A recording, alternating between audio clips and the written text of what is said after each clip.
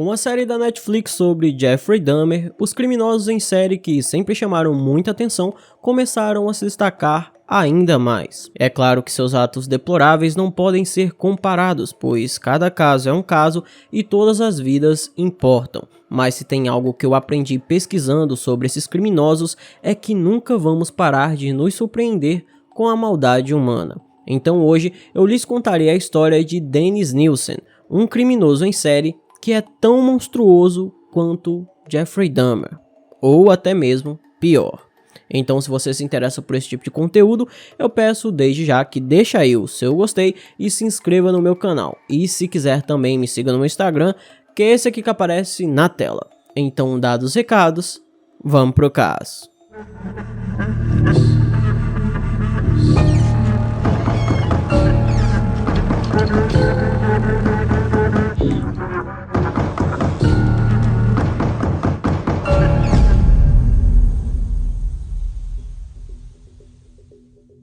Dennis Nielsen nasceu no dia 23 de novembro de 1945 em Fraserburgh, na Escócia. Seus pais eram Olav e Betty. Quando Dennis tinha 4 anos de idade, seus pais se divorciaram devido ao seu pai ser um alcoólatra, e Dennis, junto com os 2 irmãos e a mãe, começaram a morar na casa de seus avós maternos.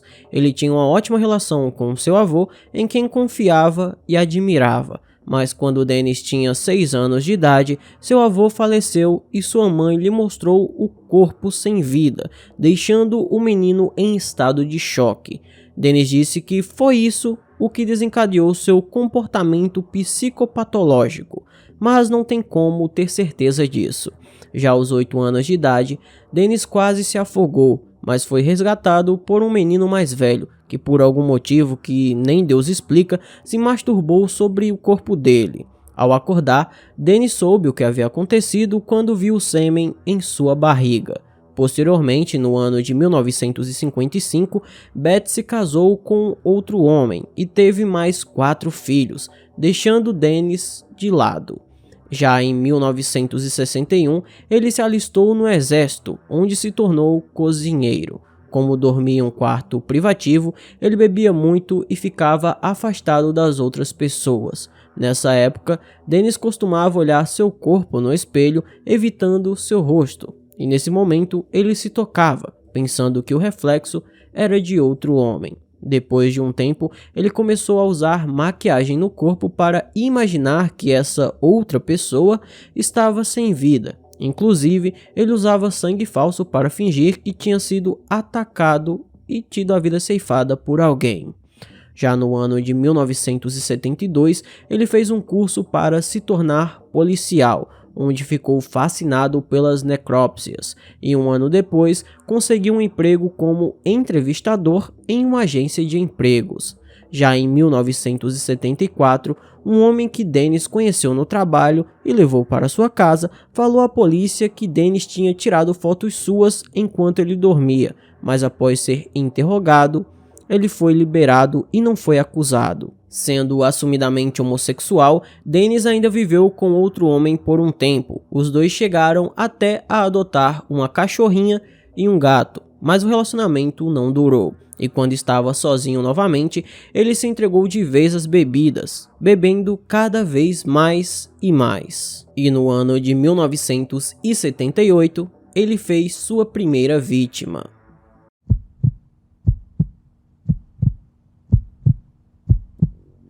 Dennis Nielsen começou a ter alguns encontros sexuais com outros homens, e no final de dezembro de 1978, ele conheceu em um bar Stephen Dean Holmes, de apenas 14 anos de idade.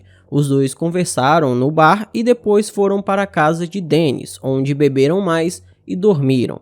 Na manhã seguinte, não querendo que o rapaz fosse embora, Dennis o amarrou pelo pescoço utilizando uma gravata. Stephen tentou lutar, mas Dennis o sufocou, e para garantir que o garoto estivesse sem vida, ele utilizou um balde com água para afogá-lo. Depois disso, guardou seu corpo embaixo de seu piso, que era de madeira, durante 7 meses, até que ele finalmente o queimou. Em agosto de 1979, Andrew Hull contou à polícia que Dennis tentou tirar sua vida durante uma sessão de bondage, porém nenhuma acusação foi feita. E no dia 3 de dezembro do mesmo ano, Dennis conheceu Kenneth Ockendon, de 26 anos. Os dois beberam por várias horas e foram para o apartamento de Dennis. Não querendo que Kenneth fosse embora, ele o eletrocutou com um fone de ouvido e o colocou embaixo do piso, o tirando de lá algumas vezes para conversar com o cadáver e assistir TV com ele. 5 meses depois, Dennis convidou Martin Duffy, de 16 anos, para seu apartamento, onde o sufocou e o afogou. Ele se masturbou sobre o corpo e o manteve no guarda-roupas por 2 semanas, e só então o colocou junto com Kenneth debaixo das tábuas do piso. Até o ano de 1981, Dennis Nielsen tirou a vida de pelo menos 12 homens em seu apartamento, sendo que entre esses, só 5 foram identificados. Para espantar as moscas que eram atraídas pelos corpos em decomposição, que estavam embaixo de seu piso de madeira, Dennis passava inseticida 2 vezes por dia em seu apartamento. E quando os vizinhos reclamavam daquela podridão que vinha do local,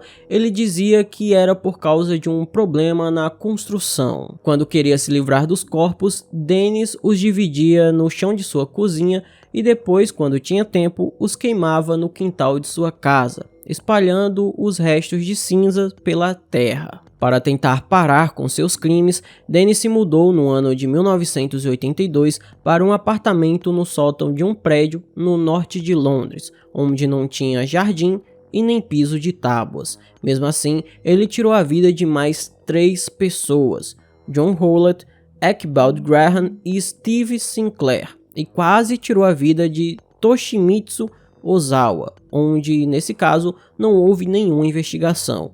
Então, no dia 4 de fevereiro de 1983, ele se encontrou com sua vizinha, Fiona Bridges, após voltar do passeio com sua cachorrinha.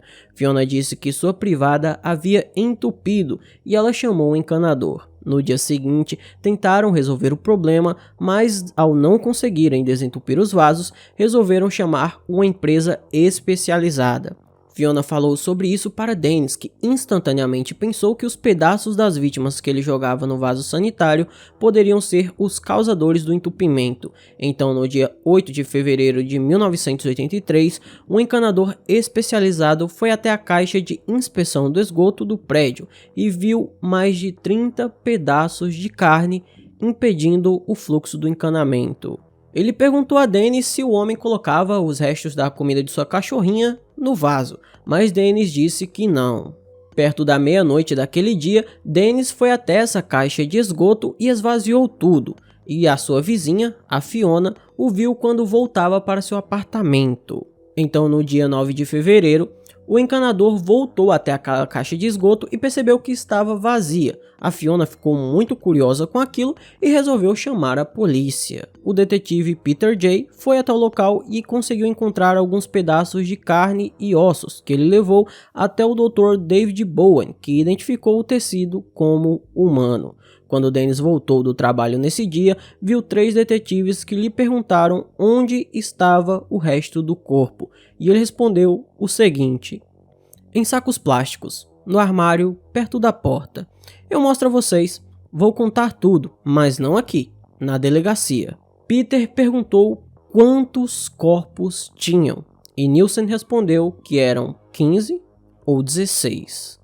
No seu depoimento, Dennis Nielsen falou sobre suas técnicas e até ajudou a identificar as partes de algumas das vítimas, e em nenhum momento ele demonstrou remorso. A vítima que fez com que Dennis fosse acusado de assassinato foi Steve Sinclair, a última vítima dele, já que seu corpo era o mais preservado entre todos. Enquanto Dennis estava preso, o advogado Ronald T. Moss disse que ele entendia tudo o que acontecia e estava escrevendo suas memórias, que foram publicadas no ano de 1985 no livro Killing for Company, a história de um homem viciado em assassinato. Dennis esperou pelo julgamento na prisão de Bristol e queria que as pessoas entendessem que ele era um homem comum, e falou que tinha deixado 7 vítimas irem embora de sua casa.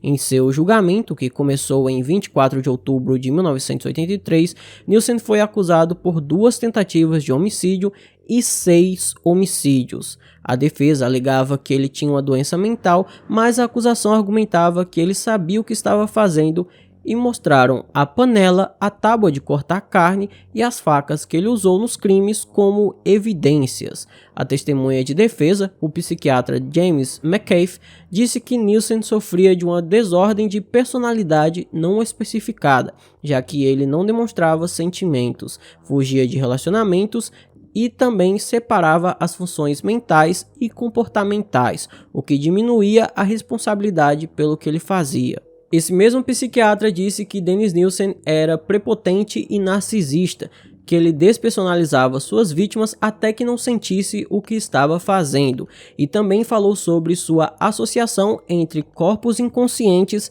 e excitação sexual. Outro psiquiatra, Patrick Galloway, falou que Dennis era portador da síndrome do falso eu, que levaria a distúrbios esquizofrênicos. O terceiro psiquiatra, Paul Bowden, afirmou que Dennis Nielsen não sofria de nenhum desses distúrbios e doenças, mas era muito manipulador e com anormalidade mental, e não desordem mental.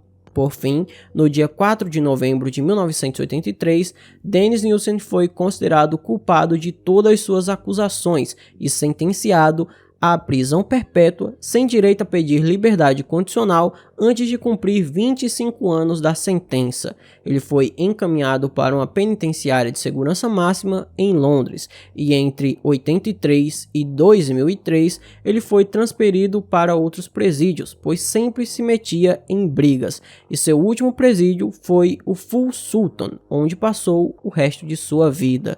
Em maio de 2018, ele foi ao hospital sofrendo com dores abdominais e no dia 12 de maio daquele ano foi submetido a uma cirurgia, mas acabou falecendo. A causa de sua morte foi embolia pulmonar, hemorragia retroperitoneal, trombose venosa e ruptura de um aneurisma da aorta abdominal. A casa que Dennis Nielsen morou foi vendida para um casal no ano de 2017 pela bagatela de 493 mil libras esterlinas, que dá aproximadamente 3 milhões de reais. O local foi todo reformado para se tornar uma casa bonita e aconchegante, deixando de lado todo o seu passado sangrento. Então esse foi o vídeo de hoje, espero imensamente que vocês tenham gostado da forma como narro os casos e nunca do que essas pessoas fazem. Se você gostou, peço que deixe um like, se inscreva no canal, mande para todos os seus amigos, me siga nas minhas redes sociais. Por hoje é só, até a próxima e tchau!